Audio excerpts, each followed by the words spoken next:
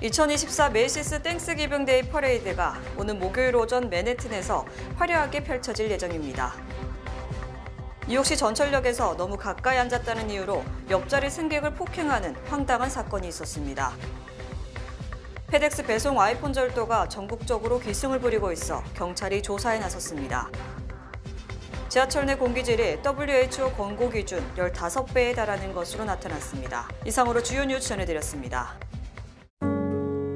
아름다운 제품에서부터 아름다운 사회를 만들기까지 키스는 뉴욕에서 시작하여 현재는 전 세계 12,000명의 직원들과 함께 끊임없이 도전하는 기업입니다.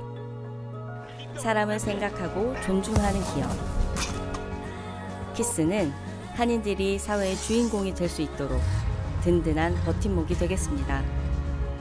글로벌 뷰티 기업 키스. 뉴뱅크와 함께 꿈의 집을 마련하세요. 빠른 승인, 맞춤형 서비스, 전문가 상담, 지역 전문성, 경쟁력 있는 이자율. 뉴뱅크가 주택 소유를 쉽고 간단하게 모든 단계에서 도움을 드립니다. 지금 바로 가까운 뉴뱅크 지점을 방문해서 홈모기지 대출 상품에 대해 문의하세요. 뉴뱅크 제공입니다. 시청자 여러분 안녕하십니까? 11월 27일 수요일 TKC 뉴스데스크 첫 소식입니다. 제98회를 맞은 메이시스 땡스기빙데이 퍼레이드가 오는 28일 목요일 성대하게 펼쳐질 예정입니다.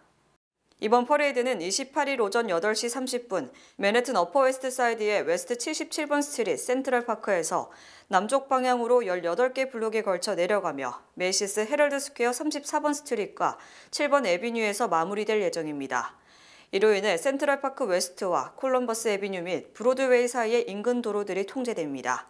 메이시스 측은 웨스트 59번가와 웨스트 38번 사이 6애비뉴가 퍼레이드를 보기 가장 적합한 위치라고 안내했습니다. 또 퍼레이드가 시작하는 77번 스트리트과 센트럴파크 웨스트에서는 접근이 제한돼 공연을 볼 수 없으며 공연의 반환점인 콜럼버스 서클 인근과 공연이 끝나는 메이시스 헤럴드 스퀘어도 접근이 제한된다고 덧붙였습니다. 한편 이번 공연에는 그래미, 에미, 토니상 등 다수의 수상 경력이 있는 가수 제니퍼 허드슨과 배우 빌리 포터, 그리고 글로벌 팝 아이콘이자 그래미 위너인 카일리 미노그가 공연자로 나섭니다. 뉴욕시 지하철 열차 내에서 너무 가까이 앉았다는 이유로 승객을 폭행하는 사건이 벌어졌습니다. 폭행 피해자 알렉스 라티키는 ABC7 뉴욕 뉴스에 출연해 지난 25일 출근길 L전철에서 다른 승객과 말다툼으로 시작된 작은 사건이 폭행 사건으로 악화됐다고 밝혔습니다. 폭행을 가한 승객은 자신과 너무 가까이 앉았다며 라티킨에게 시비를 걸었습니다. 라티킨은 오전 출근길이니까 진정하라고 여러 차례 말하자 다른 승객이 그를 폭행하기 시작했습니다. 그러나 라티킨은 가만히 맞고만 있지 않고 가해자를 잡고 바닥에 눕혀서 경찰이 올 때까지 그를 붙들었다고 말했습니다. 피해 남성은 오랜 세월 동안 전철로 출퇴근하면서 많은 사람들과 잦은 말다툼은 있었지만 폭행을 당한 것은 처음이라며 대중교통으로 출퇴근하는 이용객들은 날마다 위험에 노출돼 있다고 지적했습니다. 경찰은 전국적으로 기승을 부리는 아이폰 절도 범죄에 대해 주의를 당부했습니다.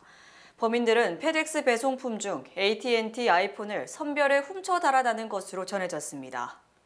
ABC 뉴스 보도에 따르면 범인들은 배송되기 이전 휴대폰 추적과 배송지 정보 확보를 통해 배송 중간에 물품을 가로채는 수법을 사용한 것으로 나타났습니다. 범인들은 다양한 수법과 기술 등을 활용해 절도 행각을 펼쳐왔습니다. 경찰의 눈을 피하기 위해 절도범들은 도어대시 가방과 아마존 조끼를 입고 배송 기사 행세를 했습니다. 경찰은 버지니아에서만 최소 77건의 절도가 있었고 다른 주에서도 최소 55건의 절도 범죄가 보고됐다고 밝혔습니다. 조사관들은 범인들이 어떤 집을 목표로 언제 범행을 실행하는지 등을 어떻게 결정하는지에 대해 조사 중에 있습니다. AT&T는 우리는 현재 경찰과 배송 기사들과 협력해서 절도범들로부터 우리 제품을 보호하기 위해 노력 중이라고 밝혔습니다. 뉴욕대 연구진은 최근 연구를 통해 지하철역 내 공기 농도가 매우 나쁜 수준이며 이는 건강에 해로운 영향을 끼친다고 발표했습니다. 뉴욕대 연구에 따르면 지하철역 내 공기가 보이지 않을 정도로 작은 철 입자를 함유해 건강에 해로운 영향을 끼치는 것으로 나타났습니다. 연구진은 대중교통 이용을 통해 교통 체증을 해소하고 공기질을 높이자고 주장하지만 지하철 내 공기질이 나쁘다고 지적했습니다. 이번 연구를 주도한 샴스 아자드 연구진은 일부 전철역 공기 농도는 세계보건기구의 권고 수준보다 15배 높은 수준이라고 말했습니다. 가장 오염 수준이 높은 전철역은 1번 전철 168번 스트릿과 181번 스트릿으로 농도가 550에서 600유닛 수준에 달했습니다. WHO의 권고 기준 15유닛에 비해 한참 높은 수치입니다. 또 웨스트사이드 레그 홈페이지에 따르면 72번 스트릿 전철역 또한 매우 높은 수준으로 드러났습니다. 아자드 연구진은 이 문제의 원인으로 열악한 환기 시스템을 꼽았습니다. 168번 스트릿과 181번 스트릿 전철역은 매우 깊은 지하에 위치해 있다는 공통점이 있습니다. 한편 연구 결과에 따르면 출퇴근 시간이 긴 통근자일수록 건강에 더 해로운 영향을 받는 것으로 나타났는데 이들은 주로 저소득층 히스패닉계와 흑인 승객들인 것으로 밝혀졌습니다. 이에 대해 메트로폴리탄 교통공사 측은 이번 조사가 오래된 데이터를 기반으로 한 연구라며 전철은 주기적으로 진공 청소를 하고 있으며 40%의 전철역이 야외에 위치해 있다고 반박했습니다.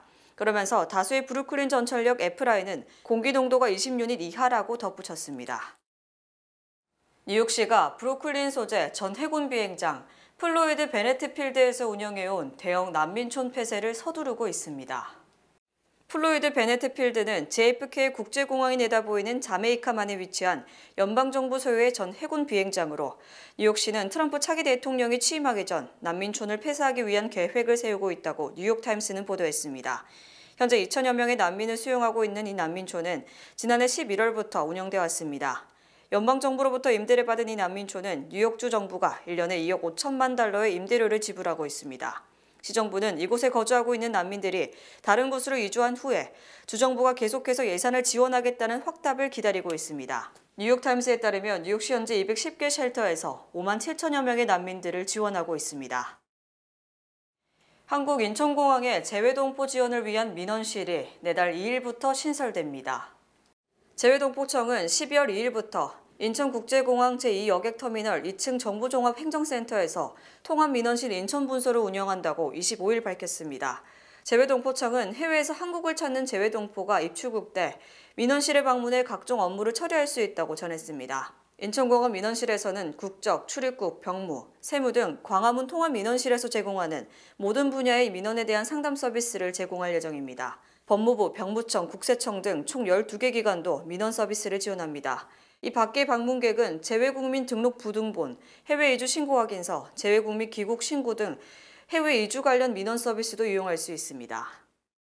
잭 스미스 특검, 후안 머천 판사 등 사법부가 잇따라 트럼프 당선인의 형사사건을 불기소 처분하는 가운데 트럼프가 뉴욕주 검찰총장에게도 자신의 사건을 무혐의 처리해달라고 요구했습니다. 트럼프 당선인의 변호인은 레티샤 제임스 뉴욕주 검찰총장에게 서한을 보내 트럼프 당선인과 가족, 그의 기업에 대한 민사사기 소송은 국가의 더 큰 이익을 위해 즉각 기각해야 한다고 주장했습니다. 트럼프 측은 우리와 뉴욕주 검찰과의 대화의 후속 조치로 뉴욕주 검찰에 트럼프 관련 사건의 완전한 불기소를 요구한다. 트럼프와 트럼프의 가족, 트럼프 그룹 등에 대한 판결을 완전히 배척하고 다시 같은 소송이 불가능하도록 기각하라고 요청했습니다. 폭스뉴스가 단독 입수한 이 서한에 따르면 트럼프의 변호인으로서 이기 행정부 법무부 차관에 지명된 존 사우어 변호사는 트럼프 당선인이 역사적인 선거 승리를 이룩했다. 트럼프는 당파 갈등을 종식하고 나라의 더 큰 이익을 위해 힘을 합치라고 촉구하고 있다고 강조했습니다. 사우어 변호사는 이 같은 통합 촉구는 선거 때 트럼프와 그의 가족에 대한 법적인 공격의 종식으로 이어져야 한다. 트럼프에 대한 소송은 미국 분열을 유발하는 화약고라고 지적했습니다. 레티사 제임스 뉴욕주 검찰총장은 트럼프 및 일가의 사기 혐의에 대해 민사소송을 제기했고 뉴욕주 법원은 2023년 9월 4억 5,400만 달러 배상 명령을 내렸습니다. 물론 트럼프 측은 이에 대해 항소했지만 트럼프 측의 요구는 이미 내려진 법원 명령 등을 취소하라는 것이어서 대통령 당선인의 사법부 권리 침해 논란을 낳고 있습니다. 아시아나항공 미주지역본부는 오늘부터 단 6일간 한국을 방문하는 여행객들을 위한 블랙 프라이데이 특가 이벤트를 실시합니다. 이번 특가는 내년 1월 1일부터 3월 31일 사이에 LA, 뉴욕, 시애틀, 샌프란시스코, 호놀룰루에서 출발하는 아시아나 미주 노선 항공권 할인 혜택으로 오늘부터 12월 2일까지 단 6일간 구매가 가능합니다. 이번 행사를 통해 고객들은 미주 출발 한국행 항공권을 택스와 유류 할증료가 모두 포함된 최저가 $783부터 만나볼 수 있습니다. 특히 아시아나항공은 미주 노선 증편을 통해 보다 편리한 스케줄을 제공하고 있는데 현재 샌프란시스코 인천 노선의 주간편을 월, 수, 금 추가로 투입해 매주 10회 운항 중에 있습니다. 또 뉴욕 노선은 매일 2회, LA 노선도 초대형 항공기 L380을 매일 2회 운항 중에 있어 고객들의 일정 선택에 있어 편리를 더했습니다. 블랙 프라이데이 특가 항공권 구매에 대한 자세한 내용은 아시아나항공 미주 홈페이지를 통해 확인할 수 있습니다. 집권 일기 때 김정은을 3번이나 만났지만 빈손으로 돌아왔던 트럼프 당선인이 또다시 취임 직후 김정은과의 정상회담을 추진할 것으로 알려져 긴장이 감돌고 있습니다. 로이터 통신은 트럼프 당선인 인수위가 트럼프 당선인과 김정은과의 직접 대화 추진 방향을 논의하고 있다고 보도, 남북관계와 미북관계에 적지 않은 변화가 예상되며 과연 북핵 문제에 도움이 될지 아니면 또다시 북한의 시간만 벌어주고 결국 핵 보유국으로 인정할 것인지 주목됩니다. 트럼프 당선인은 집권 일기 때 북미 정상외교에 깊이 관여한 알렉스 윙 전 대북 특별부대표를 국가안보 수석 부보좌관으로 발탁, 미북 대화를 추진할 가능성이 예견됐고, 로이터 통신은 이 같은 가능성을 더 구체화한 것으로 풀이됩니다. 트럼프 당선인은 지난 7월 공화당 전당대회 때 후보 수락 연설에서 많은 핵무기를 가진 누군가와 잘 지내는 것이 좋은 일이다. 우리가 재집권하면 나는 그와 잘 지낼 것이라고 밝혀 제2의 헤빙무드가 도래할 것이란 관측을 낳았었습니다. 트럼프 당선인은 북한 비핵화가 불가능하다면 핵실험과 대륙간 탄도미사일 시험 발사 중지 등 현실적으로 개발을 지연시키는 등 상황을 관리하는 것이 유용하다는 판단을 한 것으로 추정됩니다. 하지만 트럼프 당선인은 일단 우크라이나 러시아 전쟁, 하마스 이스라엘 전쟁의 종식 등 더 시급한 현안이 있기 때문에 당장 김정은을 만나기는 힘들고 일단 정상회담 운을 띄우면서 상황을 관리할 가능성이 커졌습니다. 북한이 중국과 거리를 두고 러시아와 가까워지는 상황에서 미국과 직접 소통을 하게 된다면 당사자인 한국은 뒷줄로 밀려날 수 있기 때문에 이에 대비해 긴밀한 한미 접촉이 절실할 것으로 전망됩니다. 트럼프 당선인이 취임 첫날 멕시코와 캐나다, 중국에 추가 관세를 부과할 것이라고 발표함에 따라 이들 국가가 미국의 식품과 에너지의 상당 부분을 공급한다는 점에서 미국 경제도 적지 않은 타격을 입을 것으로 우려됩니다. 로이터 통신은 트럼프 당선인이 3개국에 대한 관세 부과 행정명령 발동을 예고함에 따라 돼지고기, 소고기, 아보카도, 데킬라 등 식료품과 주류 가격이 오르고 향후 품귀 현상이 발생할 수 있다고 경고했습니다. 특히 멕시코는 미국에서 수입하는 채소류의 3분의 2, 견과류의 절반을 담당하며 아보카도는 무려 90%, 오렌지 주스는 35%, 딸기는 20%를 공급하고 있습니다. 또 캐나다는 육류 등을 공급하는 등 미국이 멕시코와 캐나다에서 수입하는 농산물이 지난해 860억 달러를 기록했습니다. 파이낸셜 타임스는 미국의 원유 수입 가운데 캐나다산 수입이 60%를 차지하며 지난 7월에는 하루 430만 배럴을 수입, 사상 최고 기록을 세웠다고 보도했습니다.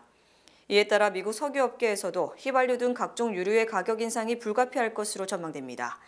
캐나다 측은 미국이 석유와 천연가스에 25%의 관세를 부과한다면 미국 소비자들의 석유 수요는 계속 늘어나는 반면 캐나다산 수입이 줄면서 에너지 안보가 위협받게 될 것이라고 전망했습니다.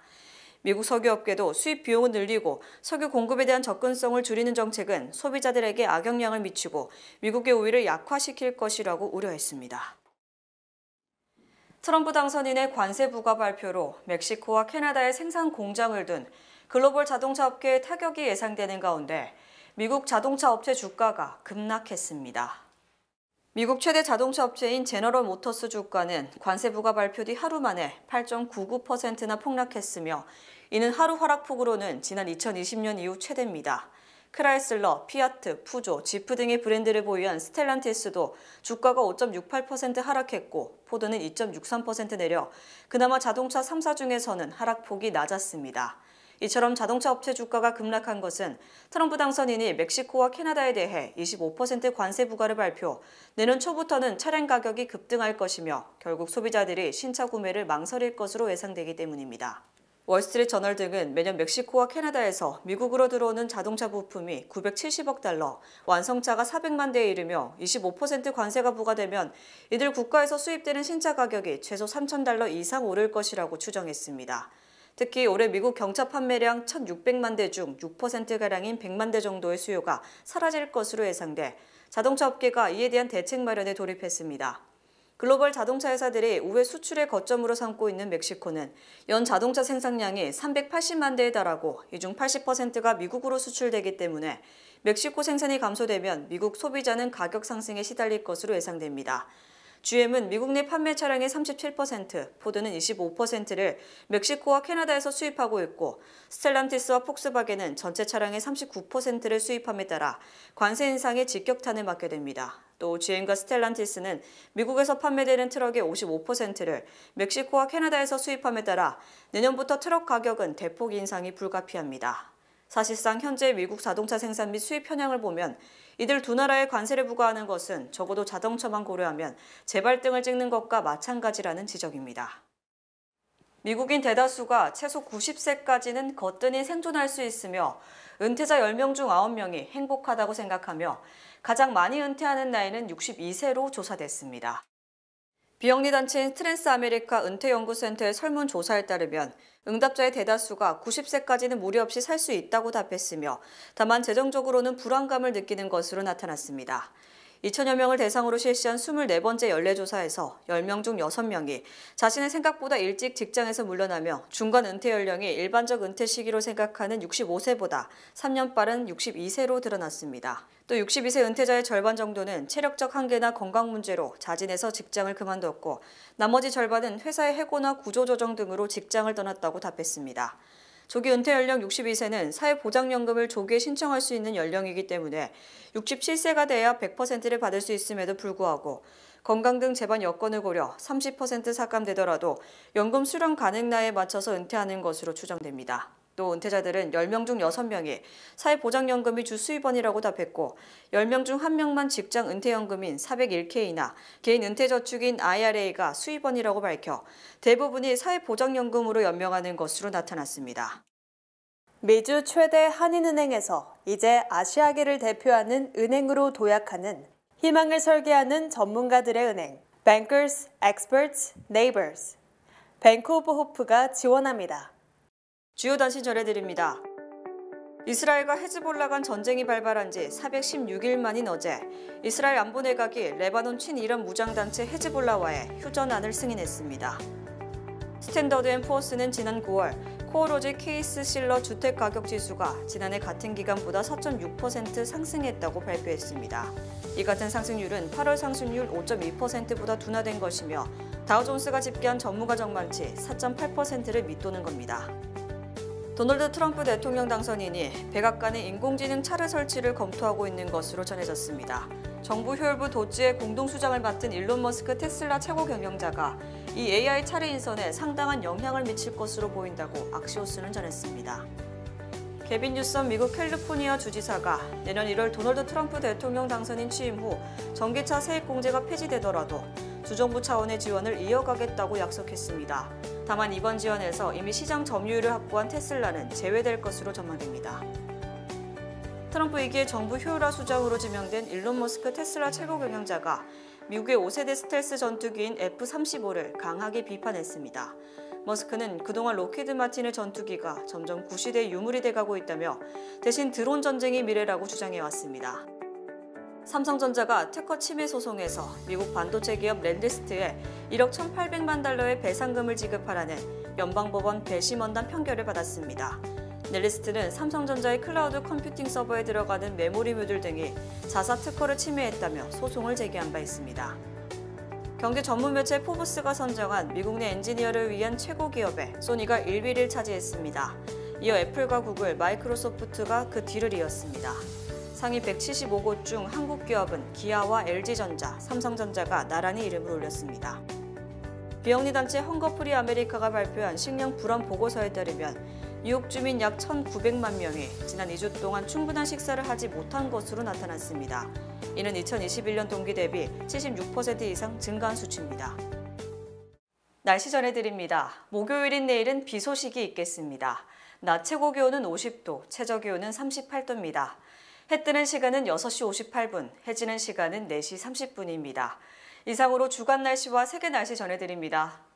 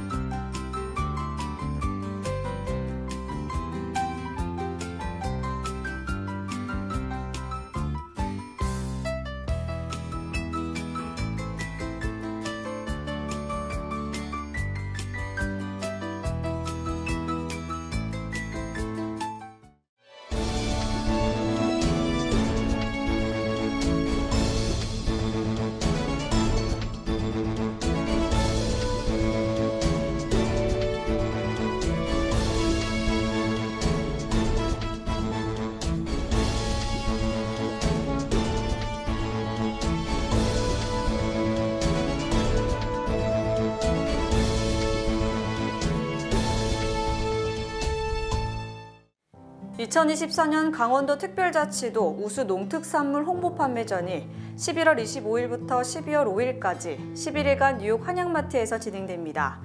봉편총 감자 수제비 가루, 메밀 부침가루, 메밀라면, 대관령 눈말 황태 양념구이, 100% 한국산 고춧가루, 쌀 조청, 목련 어묵의 매콤 오징어 어묵바, 참기름과 들기름, 웰빙식품의 명가 강원도 양양 서강농협에서 100% 한국산 천연재료로 만든 국물팩 등을 만나볼 수 있습니다.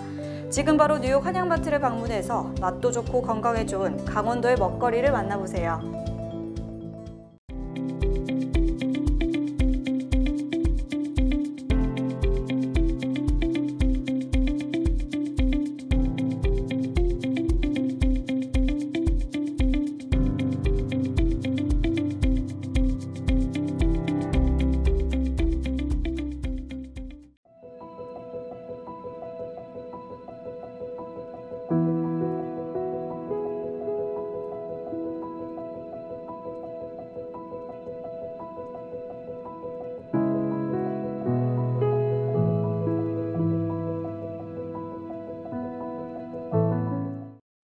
이상으로 11월 27일 수요일 TKC 뉴스데스크 여기서 마치겠습니다.